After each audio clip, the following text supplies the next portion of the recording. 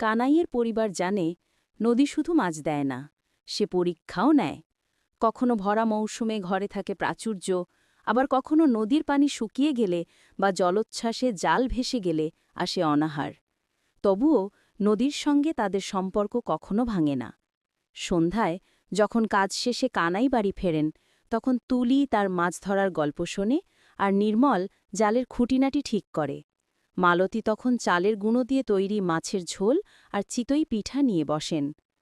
নদীর ধীর স্রোতের শব্দের সাথে মিশে যায় তাদের হাসি, কান্না আর আগামী দিনের স্বপ্ন।